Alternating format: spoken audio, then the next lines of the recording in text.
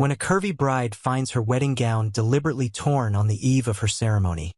A grieving widower tailor transforms both the dress and her broken spirit overnight. Will Eleanor choose the security of a society marriage, or risk everything on the unlikely connection forming with Thomas, the first man to see her true beauty? The steady drum of rain against the tin roof had been Thomas Blackwood's only company for 3 days. His fingers traced the dust gathering on his work table where no cloth had been cut in weeks. Once, this tailor shop had buzzed with life, with Sarah's laughter as she stitched, with customers chatting as they were fitted for Sunday suits and wedding gowns. Now it stood quiet as a tomb. Thomas glanced at the clock. Barely 9 in the morning, yet darkness pressed against the windows like midnight. April storms in Albany were famous for turning day to night. Another day to get through, he whispered to himself, straightening the scissors that hadn't snipped fabric since Sarah's passing 6 months ago. He'd been avoiding the ledger book, knowing what he'd find. Numbers dropping lower each week, debts piling higher. The shop was dying, just like she had. A flash of lightning turned the world white for a heartbeat, followed by a crack of thunder that rattled the glass jars of buttons on the shelf. Thomas flinched, then felt foolish. A grown man, scared of a little storm. But it wasn't the thunder that frightened him. It was the empty hours stretching ahead, with nothing but memories for company. The bell above the door jangled suddenly, sending Thomas nearly jumping out of his skin. Nobody came to Blackwood Tailoring anymore, not since word spread that the skilled hands behind their famous women's had been buried in the cemetery on Oak Hill. A gust of wind pushed the door fully open, and with it came a woman Thomas had never seen before. She struggled with an enormous black umbrella, fighting to close it as rain lashed sideways into the shop. Her cloak, good wool, Thomas noted automatically, was soaked through, water streaming from the hem to pool on his wooden floor. "I'm so sorry for the mess," the woman said, finally winning her battle with the umbrella. Her voice was surprisingly steady for someone who looked half-drowned. "I was told you might still be open." "Barely," Thomas replied, then immediately regretted his honesty. "I mean, yes, we're open. I'm open." The woman lowered her hood, revealing a face that struck Thomas with its openness. Round cheeks flushed pink from exertion, dark eyes that met his directly, and a generous mouth that seemed made for smiling, though at present it was pressed into a line of determination. She was a substantial woman, her figure full in a way that current fashion deemed unfashionable. Something in her expression, a mixture of dignity and desperation, pulled Thomas fully into the present moment for the first time in months. "I'm Thomas Blackwood," he said, stepping forward to help her with her dripping cloak. "Eleanor Hargrove," she replied, carefully extracting a wrapped package from beneath her cloak. "I need help that no one else seems willing to provide." The parcel she set on his work table was wrapped in oilcloth, protecting whatever lay inside from the rain. Her hands, soft-looking but not idle, Thomas noted, with the slight calluses of someone who worked with needle and thread, hesitated before unwrapping it. "It's my wedding dress," she said, voice dropping to just above a whisper. "Or it was meant to be." Thomas waited as she carefully peeled back the oilcloth to reveal a splash of ivory satin and delicate beadwork. Even at a glance, he could tell it was expensive, the kind of gown meant to announce a family's standing as much as to clothe a bride. "When is the wedding?" he asked, professional interest momentarily overcoming his personal fog. "Tomorrow." Eleanor's voice caught on the word. At least it was supposed to be. As she unfolded the dress fully, Thomas saw the damage. A jagged tear running from neckline to waist, the expensive beadwork scattered like seeds, the lace edging ripped away in places. This wasn't accidental damage. Someone had deliberately destroyed this gown. "Good heavens," he murmured, lifting the torn edges to examine them. "What happened?" Eleanor's chin lifted slightly, a gesture that spoke of pride battling shame. "My final fitting was this morning. When I arrived, my future mother-in-law was there with the seamstress. The dress?" She paused, swallowing visibly before continuing. Wouldn't close properly. It had fit last week. Thomas nodded, though confusion furrowed his brow. Any decent seamstress would have left room for last-minute adjustments. Mrs. Winthrop said that I had clearly been overindulging before the wedding, that no respectable family could present a bride who— Eleanor's composure wavered momentarily— who was too fat for her wedding dress. Thomas felt heat rise to his face, not embarrassment, but anger on behalf of this stranger. And then, she suggested I try harder to reduce myself before tomorrow. Eleanor's voice had gone flat, as though reciting facts about someone else. When I explained that the dress had fit perfectly last week, she accused me of breaking the seams by force. There was an argument. She said her son deserved better than— her voice finally broke— than someone like me. And the tear? Thomas asked gently. I left the room to gather myself. When I returned, the dress was like this. The seamstress claimed it had simply given way when she tried to make emergency alterations. Eleanor's eyes met his, and in them he saw a flash of the same anger he felt. It was a lie. Thomas carefully examined the torn edges. This was done with scissors. Sharp ones. Yes, just that single word loaded with understanding. And your fiancé? What did he say about this? Eleanor's hands twisted the wet oilcloth. Charles arrived during the argument. He said perhaps his mother was right, that we should delay until I could present myself more appropriately as a Winthrop bride. Thomas glanced at the clock, then back at the ruined dress. A wild, unprofessional impulse seized him, the first real feeling beyond grief that had gripped him in months. Miss Hargrove, he said slowly, this dress can be saved. Not in its original form, but perhaps in a new one. Better than before. The words were coming from somewhere beyond thought, straight from his hands that already itched to work fabric again. If you want it. For what purpose? Eleanor asked, genuine confusion replacing the hurt in her eyes. The wedding is cancelled. Thomas met her gaze directly. Every ending deserves its proper ceremony, doesn't it? Even if that ceremony is just for you. For the first time since entering his shop, Eleanor's careful composure softened. You would do that? For a stranger? Thomas glanced toward the photograph of Sarah that sat on the shelf above his workbench. My wife would never forgive me if I didn't. As rain hammered against the windows and thunder rolled overhead, something shifted in the stale air of the shop, a current of possibility neither of them had felt in a very long time. Lamplight cast long shadows across the workshop floor as the grandfather clock in the corner chimed midnight. Thomas hunched over his workbench, surrounded by scraps of ivory satin and cream silk. His vest hung on the back of his chair, shirt sleeves rolled to the elbows, and a measuring tape draped around his neck. For the first time in half a year, Thomas Blackwood looked like a tailor again. The ruined wedding gown lay transformed before him, no longer the restrictive, fashionable cage it had been designed to be.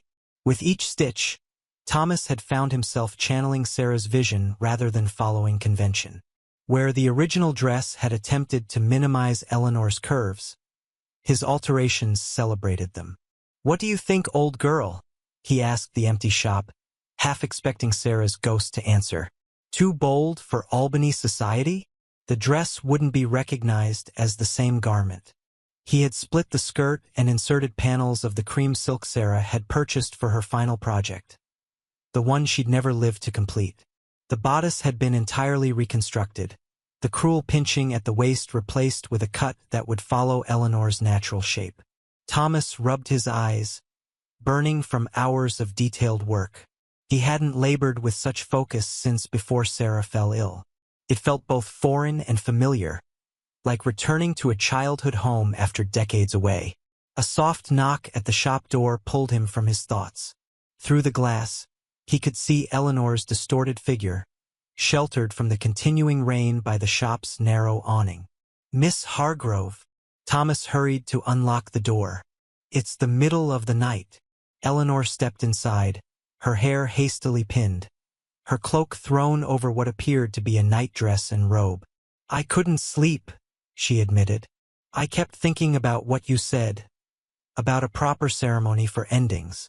Water dripped from her cloak onto the floor, echoing the steady tap of rain outside. Thomas suddenly became aware of his disheveled appearance. Vest abandoned, collar open, hands stained with dye from the silk. "I've been working on your dress," he said unnecessarily, gesturing toward the workbench. Eleanor moved past him, approaching the transformed gown with the cautious reverence of someone nearing a wild animal. Her hand reached out but stopped just short of touching the fabric. "It's nothing like before," she whispered. "I hope that's a good thing," Thomas replied, suddenly uncertain. Perhaps he had overstepped, imposing his vision, Sarah's vision, on this woman he barely knew. Eleanor turned to him, her eyes shining in the lamplight. "It's honest. The previous dress was trying to make me into someone else. This one," she finally touched the cream silk panel. "This looks made for me." Relief washed through Thomas. "Would you like to try it on?" 20 minutes later, Eleanor emerged from behind the dressing screen. The dress moved with her rather than against her, the cream silk panels catching the light as she turned. Thomas had kept the beautiful beadwork but rearranged it to complement the new structure rather than distract from it. "It feels like me," Eleanor said wonderingly, running her hands over the fabric. "How did you know?" Thomas busied himself adjusting a seam, avoiding her gaze. "My wife taught me that clothes should honor the person wearing them, not force them into someone else's idea of beauty." "Your wife sounds very wise." She was. The words no longer scraped his throat raw when he spoke them. Sarah could see what others missed. She built quite a following among women who preferred comfort and grace over fashion's constraints. Eleanor moved to stand before the spotted mirror in the corner. "Women like me." "Exactly." Thomas studied her reflection critically, noting where the dress still needed minor adjustments. "Albany has plenty of shops catering to the Mrs. Winthrops of the world. Sarah wanted to serve everyone else." Eleanor turned from side to side, watching how the dress moved. "And now?" The question hung between them, loaded with meaning beyond the fate of a dress or a cancelled wedding. Thomas picked up his scissors, focusing on the familiar weight in his hand. "Now the business fails," he admitted quietly. "I'm just a tailor." Sarah was the visionary. "These panels," Eleanor said, touching the cream silk, "they're different from the original fabric." Sarah's last purchase. She had plans for a new line of dresses before she fell ill. Eleanor met his eyes in the mirror. "Fever." Thomas nodded, the familiar ache returning. 3 days from first cough to last breath. 6 months ago, next Tuesday. The shop fell silent except for the rain and the tick of the grandfather clock. Eleanor turned from the mirror to face him directly. "What will you do with the shop?" Thomas shrugged, the movement dislodging the measuring tape from around his neck. "Sell eventually, when I can bear to pack away her things." Eleanor looked around the workshop, at the shelves of fabric, the dress forms, the sketches pinned to boards. "It seems a shame. There must be many women in Albany who need what you and Sarah created." "Perhaps," Thomas acknowledged, "but without her." "You managed this," Eleanor interrupted, gesturing to the transformed dress. "In one night." Before Thomas could respond, a sharp rap at the front window startled them both. A man's face pressed against the glass, features distorted but clearly angry. Thomas recognized him immediately from Eleanor's description. The fine clothes, the imperious expression. "Charles Winthrop. He followed me?" Eleanor whispered, her face draining of color. "How did he know I'd be here?" Thomas moved toward the door. "Wait in the back. I'll send him away." "No." Eleanor squared her shoulders, the dress lending her a dignity Thomas suspected she'd never felt in the clothes chosen by her almost mother-in-law. "I need to face him myself." Charles pounded on the door again, his voice muffled but clearly demanding. "Eleanor, I know you're in there. With the tailor." Thomas looked to Eleanor for confirmation. She nodded once, and he unbolted the door. Charles burst in, rain dripping from his expensive coat. He stopped short at the sight of Eleanor in her transformed wedding dress. "What is the meaning of this?"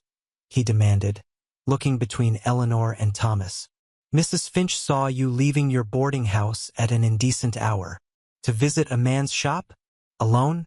Have you lost your senses?" "Perhaps I've finally found them," Eleanor replied, her voice quiet but steady. "How did you know where to find me?" Charles waved away the question.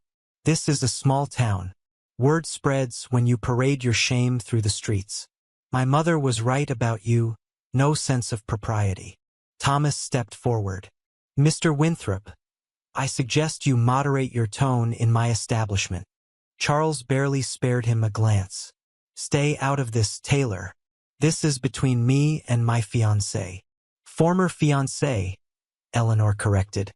"You made your choice this morning when you stood silent while your mother humiliated me." "I was shocked by your behavior," Charles countered.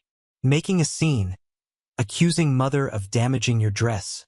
"She did damage it," Thomas interrupted. "Deliberately, with scissors." Charles finally turned his attention to Thomas, looking him up and down with undisguised contempt. "And you are an expert on my mother's actions?" "I'm an expert on cut fabric," Thomas replied evenly. "That dress wasn't torn by accident or stress. It was cut." A flash of uncertainty crossed Charles's face before he rallied. "Even if that were true, which I don't concede, perhaps it was necessary. The wedding is tomorrow." Mother merely took practical steps when it became clear Eleanor couldn't contain herself appropriately. Eleanor flinched as though he'd struck her. Thomas felt a protective anger rise in his chest, the same fierce emotion that had driven him to work through the night transforming her dress. "Mr. Winthrop," Thomas said, stepping between them, "it's late and Miss Hargrove has had a trying day. I suggest you leave and continue this conversation at a more appropriate time." Charles's face flushed with anger. "And who are you to suggest anything?" "A failing shopkeeper playing night to a woman no one else would have." The words struck hard, all the more painful for containing seeds of truth. Thomas was indeed failing, both as a businessman and as a man attempting to move forward after loss. But before he could respond, Eleanor stepped around him, the silk panels of her dress rustling like whispered defiance. "He is a man who saw value where you saw only flaws," she said, her voice clear despite the tears swimming in her eyes. "He took what was broken and made it beautiful again, which is more than you ever did." Charles looked between them, his expression shifting from anger to disbelief. "So that's how it is. You found each other, the seamstress too large for society and the tailor too broken to function in it." He laughed, the sound sharp as scissors. "Perhaps you deserve each other." "Perhaps we do," Eleanor replied softly, and Thomas felt something shift between them, a possibility neither had considered until this moment. Charles reached for the door. "When you come to your senses, you know where to find me. Though I promise you, Mother won't welcome you back with open arms." After he stormed out into the rain, silence fell heavy between them. Eleanor sank onto a wooden stool, suddenly looking exhausted. "I'm sorry to bring my troubles to your door," she said finally. Thomas shook his head. "Don't be. It's the first interesting thing to happen here in 6 months." A small, surprised laugh escaped her. "Is that what this is? Interesting. Among other things." Thomas gestured to the dress. "It suits you, you know. Far better than the original ever could have." Eleanor looked down at herself, running her hands over the fabric. "What happens now?" Thomas glanced toward Sarah's portrait, then back to Eleanor, a woman who had walked into his shop broken and was now sitting before him transformed, not just by a dress but by her own courage. "I have a rather unconventional idea," he said slowly, "if you're willing to hear it." "A partnership?" Eleanor's fingers froze on the beadwork she'd been admiring. The grandfather clock in the corner ticked loudly in the sudden silence. Thomas paced the length of the workbench, his shadow dancing against the wall with each pass beneath the hanging lamp. Not marriage. Not yet. That would be. He paused, searching for the right word. Premature. Dawn was breaking outside, pale light seeping through the rain-washed windows.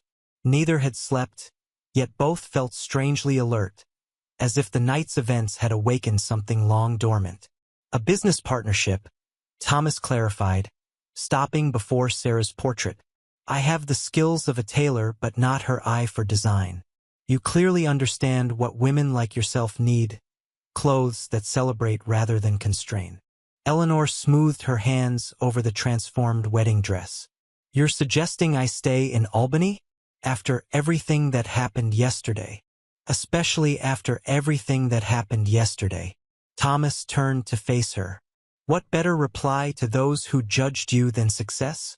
Outside, the town was coming to life. A milk wagon rattled past, its driver whistling despite the puddles left by last night's storm. The smell of fresh bread drifted from the bakery 3 doors down. Eleanor moved to the window, watching as shopkeepers unlocked their doors, preparing for the day's business. Where would I live? She asked practically. Thomas gestured toward the ceiling. There's an apartment above the shop. Sarah and I live there. I've been staying in the back room since. He cleared his throat. The apartment stands empty. Eleanor's reflection in the glass showed her biting her lip. People would talk. People already talk. This is Albany. Thomas picked up a sketchbook from the workbench Sarah's, filled with her designs. But they might also come to respect what we create. And what exactly would that be, Mr. Blackwood? A place where women can find clothes that fit them, not the other way around. The words came easier now, as if saying them aloud gave life to possibilities he'd thought buried with Sarah. My wife had started sketches for an entire line before she fell ill. Women's clothes designed for comfort and beauty, not just fashion. Eleanor turned from the window, her face softened by the morning light. Show me. Thomas handed her the sketchbook, watching as she flipped through pages of Sarah's designs, dresses with clever seaming that flattered fuller figures, walking suits with hidden panels that allowed freedom of movement, evening wear that offered support without painful boning. These are revolutionary, Eleanor breathed, tracing a finger over one particularly elegant design. Why didn't she bring these to market? Timing, money, courage, perhaps. Thomas shrugged. Making clothes that challenge fashion means challenging society itself. Eleanor closed the book carefully. And you think I have that courage? I think you stood up to Charles Winthrop in a dress society would call inappropriate, after being publicly humiliated. Thomas smiled slightly.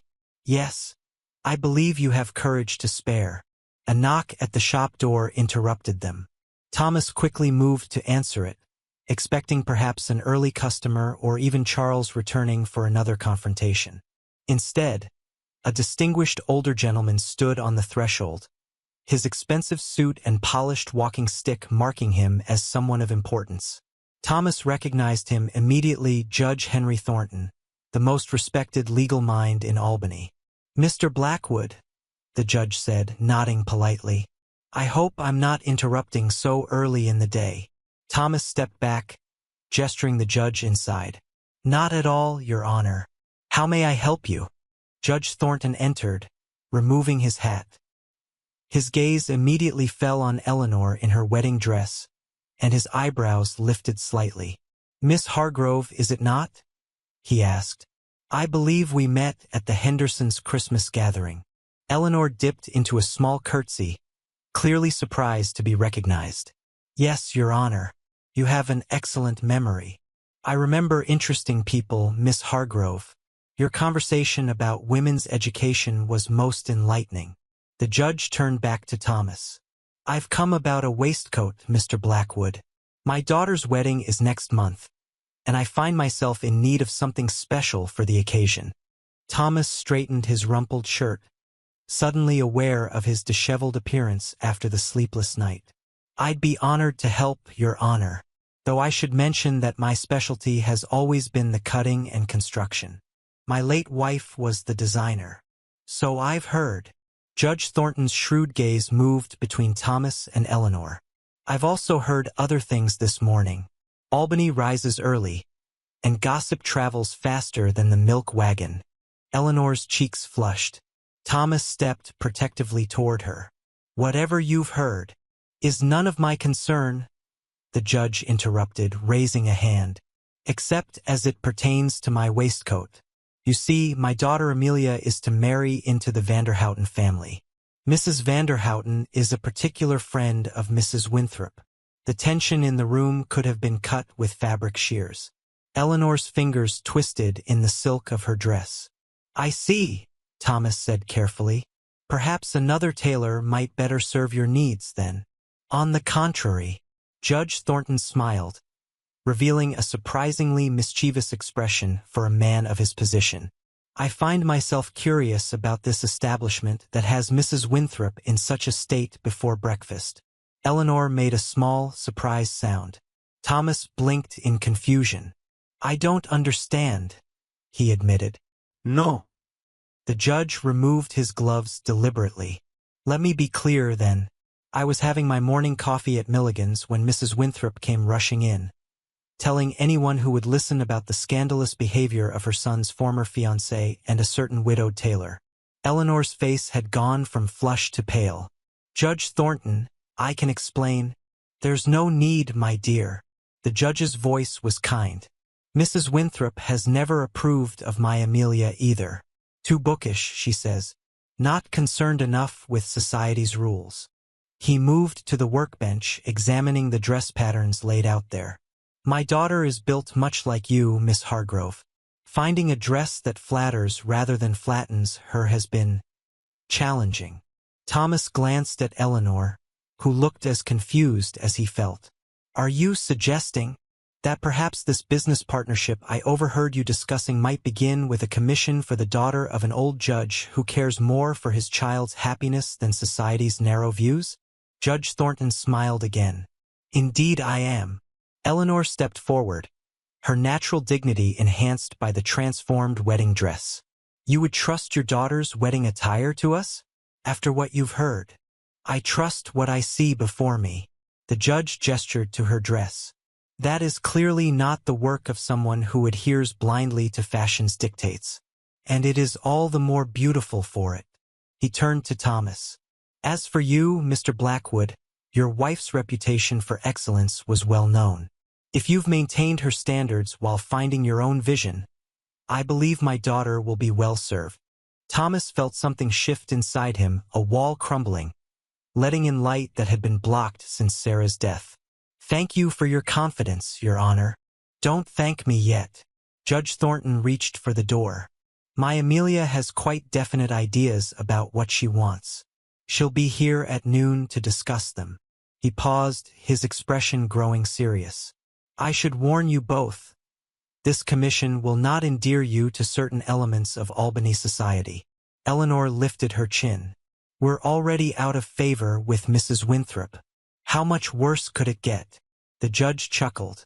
You'd be surprised, my dear. The Vanderhoutens practically own this town.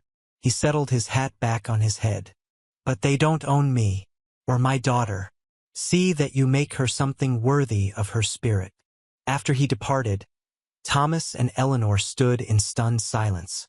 Finally, Thomas ran a hand through his disheveled hair. Well, he said, it seems we have our first client. Eleanor sank onto a stool, the enormity of the night's events finally catching up with her. I haven't even said yes to your proposal yet. Partnership, Thomas corrected, a slight flush rising to his face. Business partnership. Yes, Eleanor agreed softly. For now. Thomas found himself unable to look away from her. This woman who had walked into his shop broken less than 24 hours ago and now sat before him transformed, not just by a dress but by her own courage. Does that mean you accept? He asked. Eleanor smiled, and in that moment, Thomas felt something he'd thought forever lost with Sarah. Hope. Yes, Mr. Blackwood, she said. I believe it does. Amelia Thornton was nothing like Eleanor had expected. The judge's daughter burst into the shop at precisely noon, accompanied by a flurry of fabric samples and dog-eared fashion magazines. Her honey-blonde hair escaped its pins in willful curls, and her spectacles kept sliding down her nose as she gestured enthusiastically. "Father says you're the answer to my prayers," she announced without preamble, dropping her armload onto Thomas's workbench. "Please tell me he's right." Eleanor, hastily changed from the wedding dress into one of Sarah's old-day dresses, taken out at the seams, exchanged an amused glance with Thomas. "We'll certainly try, Miss Thornton," Thomas replied, carefully moving a stack of expensive silk swatches before they toppled to the floor. "Amelia, please. We'll be spending too much time together for formality."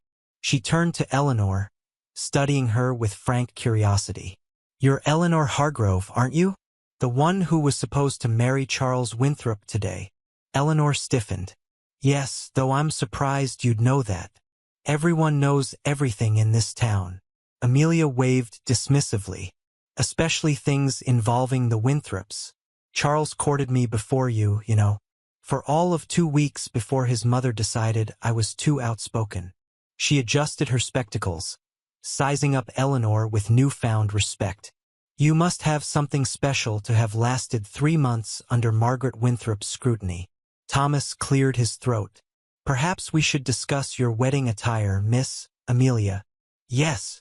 Amelia clapped her hands together. "I'm to marry Edward Vanderhouten 6 weeks from Saturday. His mother wants me in white satin with a 15-foot train and a corset tight enough to make me faint before the vows." Eleanor picked up one of the magazines Amelia had brought, noting the pages marked with ribbon. "And what do you want?" Amelia's enthusiastic expression softened into something more vulnerable. "To look like myself on my wedding day. Not some stuffed and trussed version of what a Vanderhouten bride should be." She gestured to her generously curved figure. "I want a dress that works with this body, not against it." The words echoed Eleanor's own feelings so precisely that she felt an immediate kinship with this forthright young woman. "I believe we can help with that." From the back of the shop, the bell over the door jangled. Thomas excused himself to greet the new arrival while Eleanor and Amelia bent over Sarah's sketchbooks together. "These designs are remarkable," Amelia breathed, tracing a finger over a drawing of a walking suit with cleverly hidden gussets. "So practical yet elegant." "Thomas's late wife created them," Eleanor explained. "She had a vision for clothing that truly served women." "And now you'll bring that vision to life?" Amelia asked, looking up. Before Eleanor could answer, raised voices from the front of the shop caught their attention. Thomas's measured tones were overshadowed by a woman's strident demands.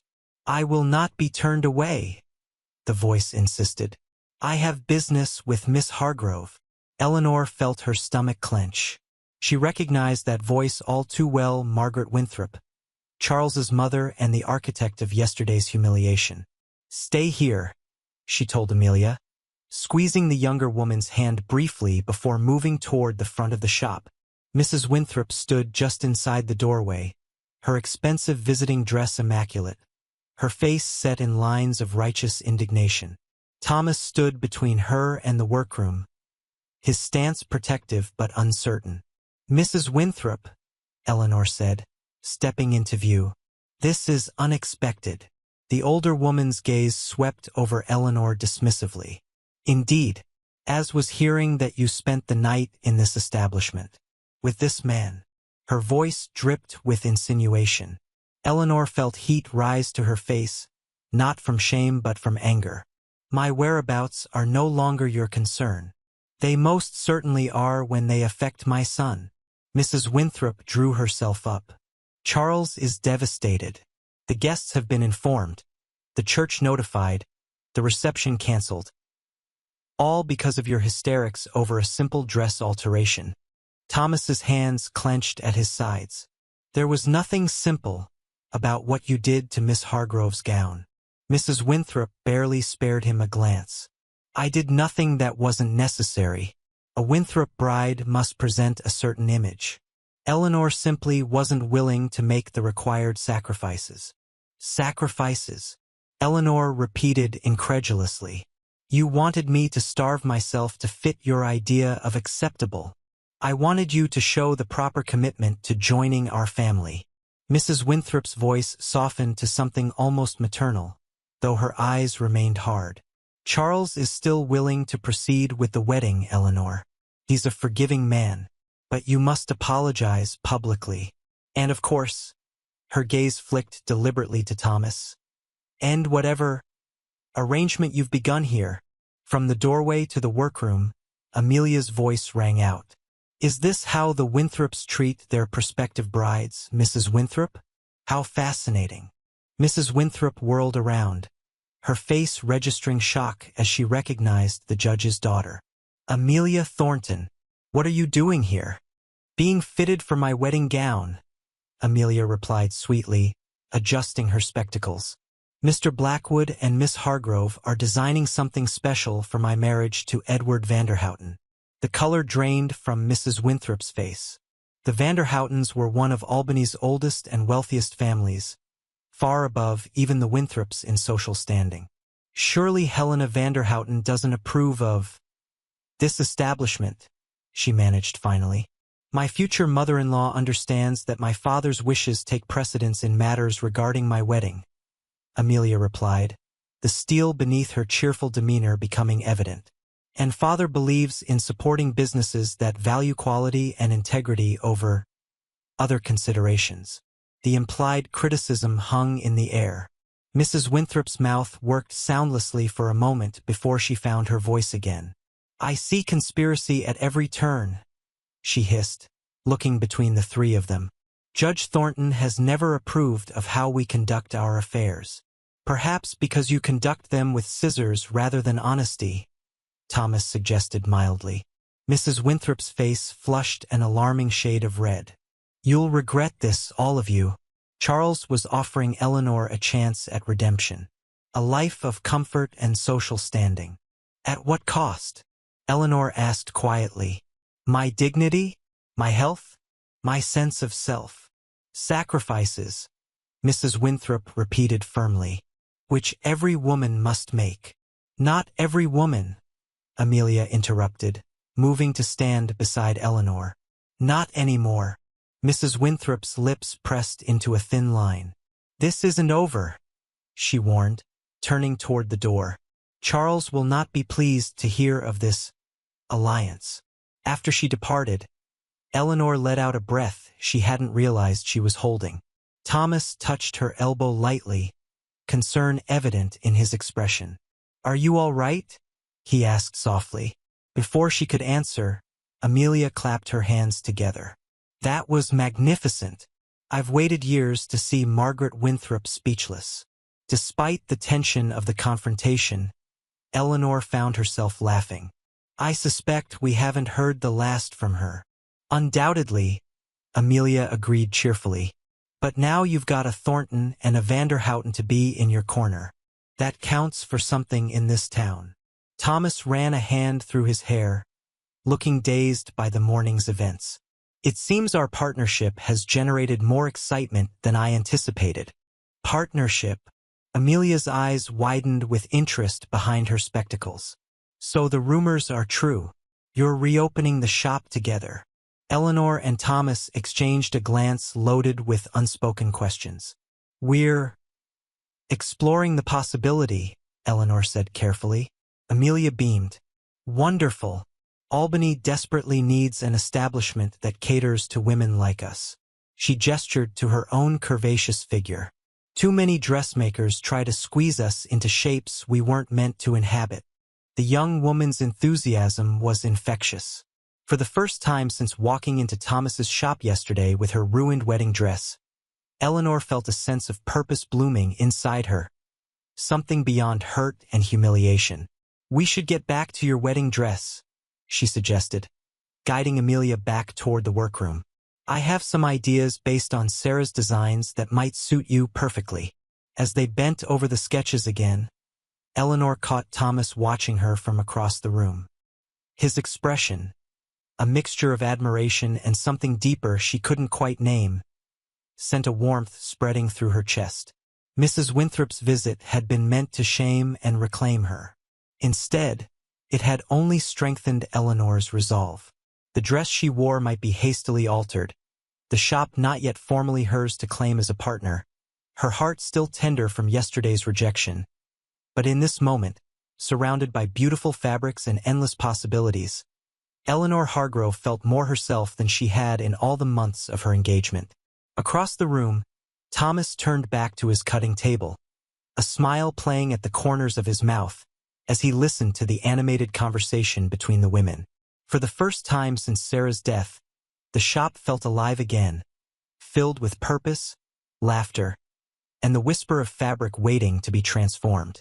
News travels quickly in small towns. By sunset, every household in Albany knew that Eleanor Hargrove had not only abandoned Charles Winthrop at the altar but had also taken up residence above Blackwood Tailoring, forming an unseemly partnership with the widowed tailor. What exactly that partnership entailed was the subject of much speculation over dinner tables throughout the town. From her new bedroom window, Eleanor watched the street below as families strolled home from evening church services. Several paused to glance up at the apartment windows, not bothering to hide their curiosity. One matron even pointed directly, whispering fiercely to her companion. "Let them look," Eleanor murmured to herself, turning away from the window. "I've nothing to hide." The apartment was small but charming, a sitting room, kitchen, 2 bedrooms, and a bathroom with modern plumbing that had been Sarah's pride and joy, according to Thomas. Eleanor ran her hand along the wallpaper in the second bedroom. Delicate blue forget-me-nots climbing ivy trellises. This had been meant as a nursery. She realized with a pang of sadness for dreams that had died with Sarah. Her belongings had arrived from the boarding house that afternoon, 2 trunks containing everything she owned in the world. Mrs. Peters, her former landlady, had delivered them personally, her disapproval evident in her pinched expression. "I run a respectable establishment," she had informed Eleanor while Thomas carried the trunks upstairs. "I cannot hold your room if you choose this arrangement." Eleanor had paid her final week's rent without argument. The money represented a significant portion of her savings, but the freedom it purchased felt worth every penny. A gentle knock at the apartment door pulled Eleanor from her thoughts. "Come in," she called, smoothing her hands over the borrowed dress she still wore. Thomas appeared in the doorway, carrying a covered tray. "I thought you might be hungry," he said, looking uncertain whether he should enter the bedroom. "You haven't eaten all day." The scent of fresh bread and soup made Eleanor's stomach growl audibly. "Starving, actually," she admitted with a small laugh. "But you needn't wait on me. I'm perfectly capable of preparing my own meals." "Of course," Thomas agreed, still hovering at the threshold. Mrs. Miller from the bakery brought this by. Said it was to welcome you to the neighborhood." Eleanor raised her eyebrows in surprise. "Truly? Someone in Albany doesn't consider me a social pariah." Thomas smiled, his first genuine smile since the morning's confrontation with Mrs. Winthrop. "Mrs. Miller has no love for the Winthrop family. Apparently, Mrs. Winthrop once complained that her bread was common. The worst insult Margaret Winthrop could deliver," Eleanor noted, gesturing for Thomas to bring the tray inside. He set it down on a small table near the window but made no move to leave. "Are you settling in all right? I know it's not what you're accustomed to." Eleanor glanced around the cozy room, remembering the grand Winthrop mansion where she had expected to live as Charles's wife.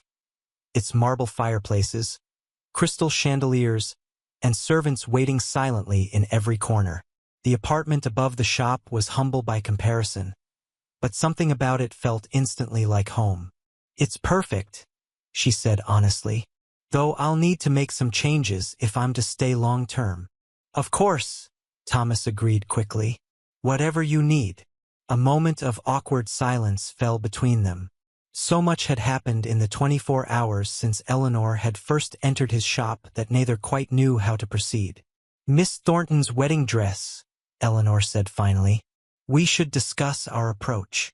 Thomas nodded, visibly relieved to return to business matters. I've started drafting patterns based on Sarah's designs. If you'd like to review them after you've eaten. I would, Eleanor replied. And Thomas? I think perhaps we should establish some rules. He straightened slightly. Rules?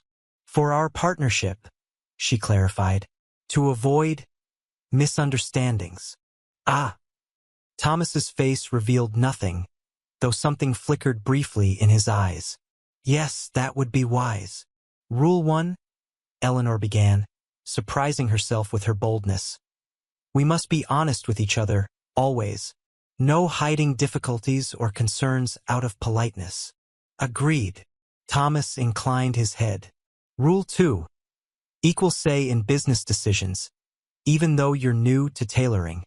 And even though you've never designed women's clothing without Sarah, Eleanor added gently. Something vulnerable crossed Thomas's face at the mention of his late wife. That's fair. Rule 3, Eleanor continued.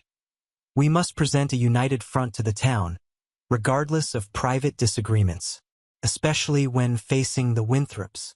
Particularly then, Thomas agreed with a wry smile. Rule 4. The apartment is your domain.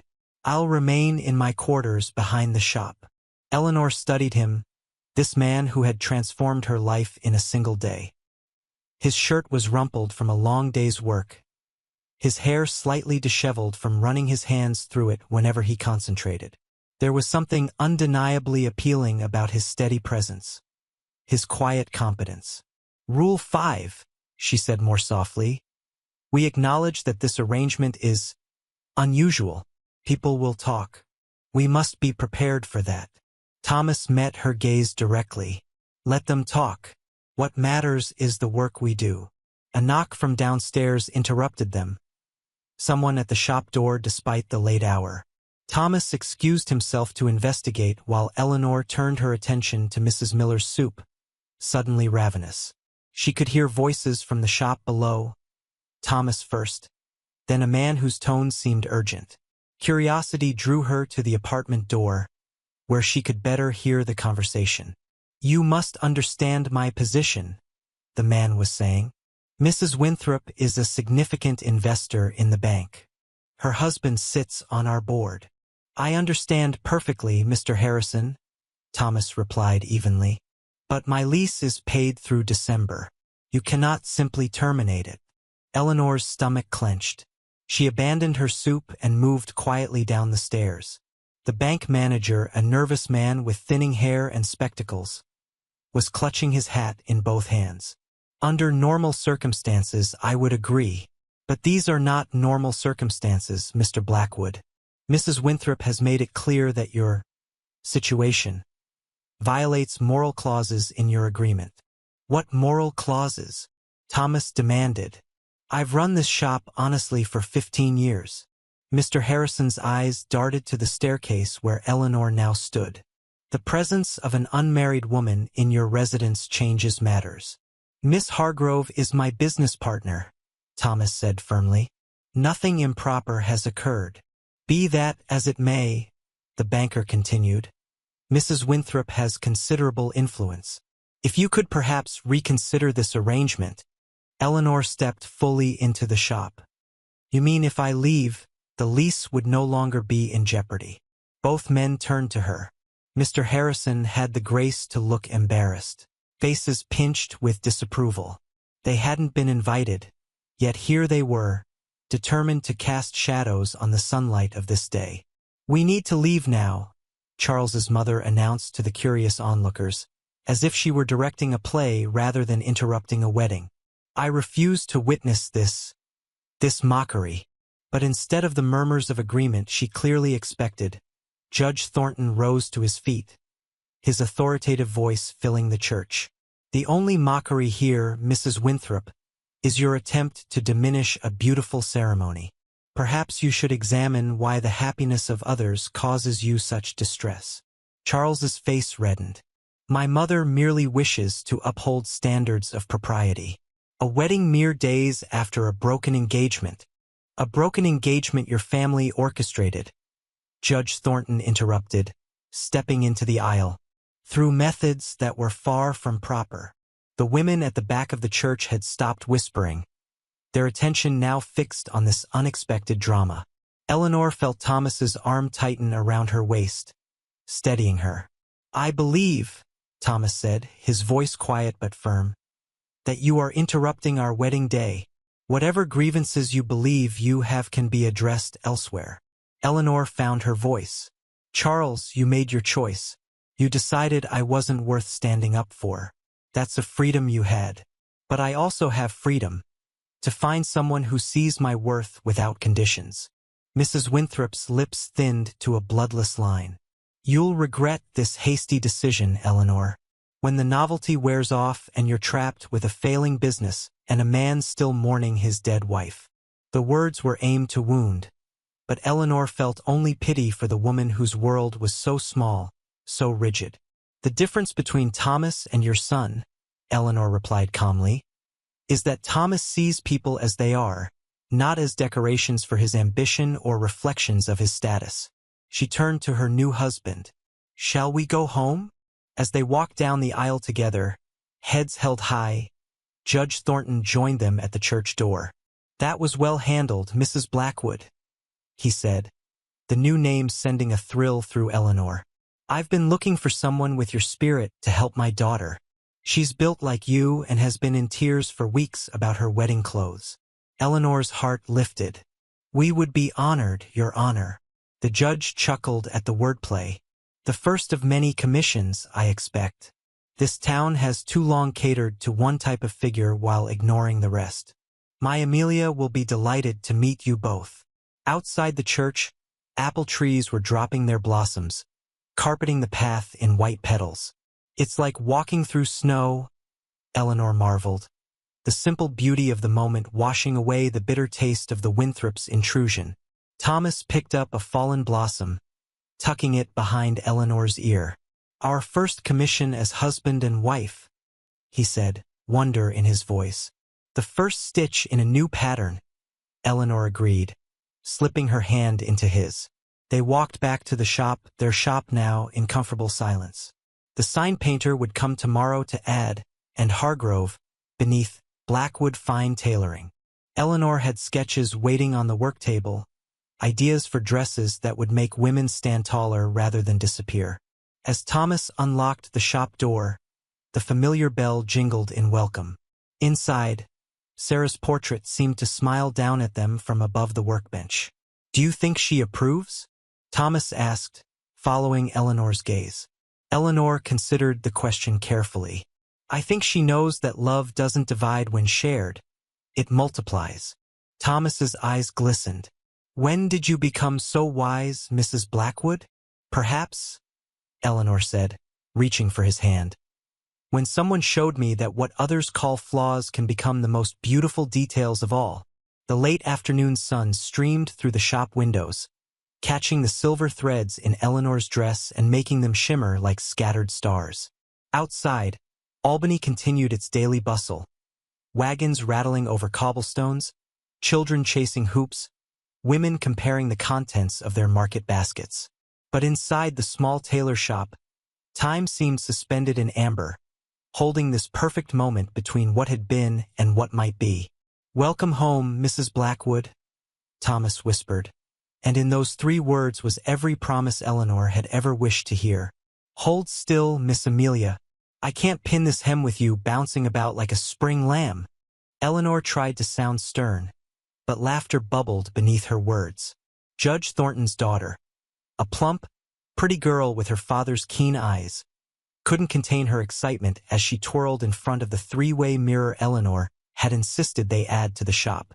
"But Mrs. Blackwood, I've never had a dress that made me feel like I could dance before," Amelia protested, finally stopping her twirls to let Eleanor continue her work. Outside the fitting room window, autumn painted Albany in shades of fire. Red maples, orange oaks, golden elms. 6 months had flown by since the wedding, each day busier than the last. Thomas appeared in the doorway, a bolt of deep green velvet in his arms. "The shipment from Boston just arrived," I thought you might like this for Mrs. Peterson's holiday gown. Eleanor touched the fabric, her fingers tracing the rich nap. It's perfect. She'll look like an evergreen tree at Christmas, strong and vibrant while everything else sleeps. Amelia sighed dreamily. My mother always said no one with my figure should wear velvet. It adds unnecessary bulk, she would say. Eleanor exchanged a glance with Thomas. Your mother was working with dressmakers who didn't understand fabric and form. She reached for her chalk. Velvet doesn't add bulk when it's cut properly. It creates depth, like shadows in a forest. I'll make you a velvet dress for Christmas that will have every young man at the ball asking for a dance.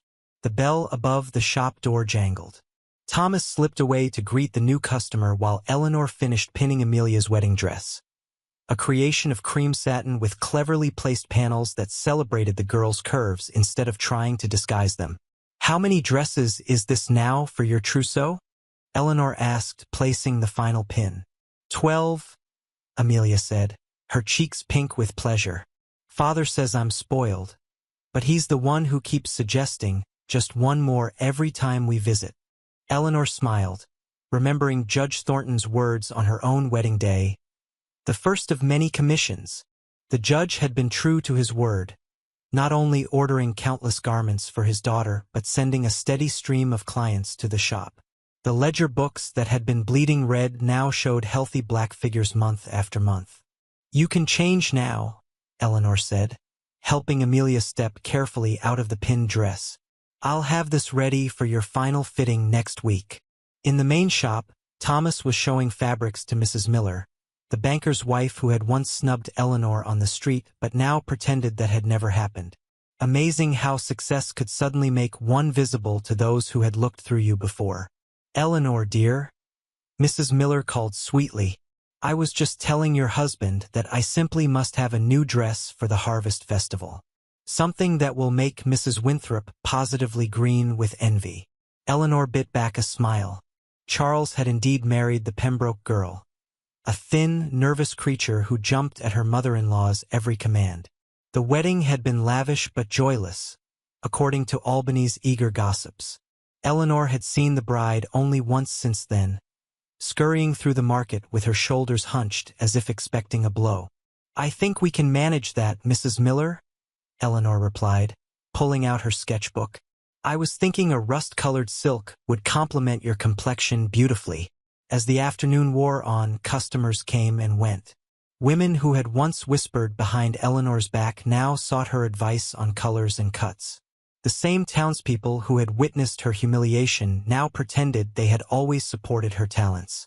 It might have been bitter if Eleanor let it, but she had chosen a different path. Each woman who entered the shop brought her own insecurities, her own battles with a world that tried to squeeze her into impossible shapes. Eleanor's revenge, if you could call it that, was to send them back out feeling stronger, more themselves, more beautiful. When the last customer left, Thomas locked the door and flipped the sign to closed. Eleanor sank into a chair, her feet aching pleasantly from a day spent standing. 6 dresses ordered today alone, she marveled. Remember when we worried we wouldn't have enough work? Thomas began straightening bolts of fabric, a habit he couldn't break even in prosperity. Sarah always said the right customers would find us eventually. He paused, his hands resting on a bolt of blue wool. She would have adored what you've done with her designs. Eleanor rose to help him, comfortable now with Sarah's ghost between them. The portrait still hung in the workroom, but it no longer watched Eleanor with judging eyes, at least not in her imagination. Instead, it felt like having a silent partner, one who had left behind the foundation upon which she and Thomas now built. I found something today, Thomas said, reaching into his pocket. He pulled out a small daguerreotype in a tarnished silver frame. It fell from between the pages of one of Sarah's old pattern books. Eleanor took the image carefully. It showed a younger Sarah, her face round and smiling, her figure softer than in the formal portrait. She was beautiful, Eleanor said truthfully. She was, Thomas agreed, and she hated that picture because she thought she looked too plump. His voice held a trace of sadness. She was always trying to be smaller, sewing her dresses tight, eating like a bird. I told her she was perfect as she was, but the world had been telling her otherwise for too long. Eleanor placed the daguerreotype gently on the counter. And that's why she started designing for women with real bodies. Thomas nodded. Her small rebellion.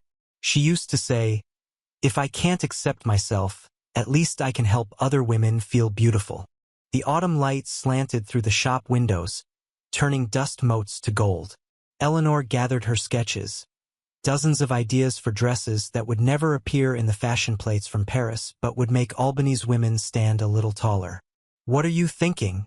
Thomas asked, coming to stand behind her, his hands resting lightly on her shoulders. "I'm thinking Sarah would be proud of us," Eleanor replied, "not just for saving the shop, but for continuing her rebellion." A knock at the locked door interrupted them. A young woman stood outside, her cloak pulled tight despite the mild evening. Thomas hesitated, then moved to let her in. "I'm sorry," the woman said, her voice barely above a whisper. "I know you're closed, but I was hoping."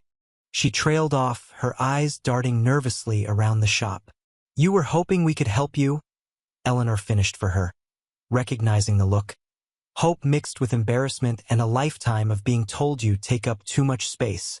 The woman nodded, relief softening her features. The other shops said, "That you're impossible to fit?" Thomas suggested gently. "Too much here, too little there? Too real," Eleanor added with a smile. "We specialize in real bodies. I'm Eleanor Blackwood, and this is my husband Thomas." "Mary Ellsworth," the woman replied, loosening her cloak slightly. "I need a dress for my sister's wedding. Something that won't make me feel like an afterthought beside the bride."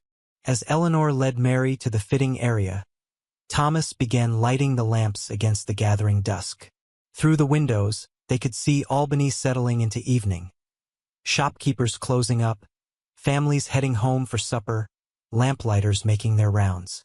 "My sister said maybe I should just wear black and try to blend with the shadows," Mary confessed as Eleanor took her measurements.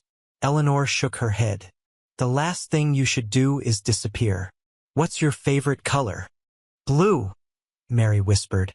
"But bright colors draw attention, and people already stare." "People stare because they've forgotten that women come in all shapes," Eleanor said firmly. "We'll make you a blue dress that will have them staring for all the right reasons." Later, after Mary had left with a promise to return for her first fitting, Thomas and Eleanor walked home through streets painted with autumn sunset. Their new house was just 2 blocks from the shop, small but theirs, with a garden Eleanor had filled with Sarah's favorite flowers. "Another rescue," Thomas observed, squeezing Eleanor's hand. "We weren't rescued," Eleanor corrected. "We rescued each other, and now we help others do the same." As they reached their front gate, a carriage rattled past. Charles and his mother, both looking straight ahead as if the Blackwoods were invisible. Eleanor felt no sting, only a passing sadness for lives so narrowly lived. "I've been thinking," Thomas said as he unlocked their front door. "What if we expanded the shop? Men's clothing too, cut for real bodies rather than fashion plates." Eleanor hung her cloak on the peg by the door. "And children's clothes? So many mothers complain that nothing fits their little ones properly." "A family business," Thomas said, the words both statement and question. Eleanor rested her hand on her belly, where the secret she'd confirmed with the doctor just yesterday still felt too fragile, too precious to share. Not yet, she thought, but soon. "A family business," she agreed, the future unfurling before them like fabric waiting to be cut. Not into the shapes others demanded, but into the lives they chose to create, stitch by careful stitch.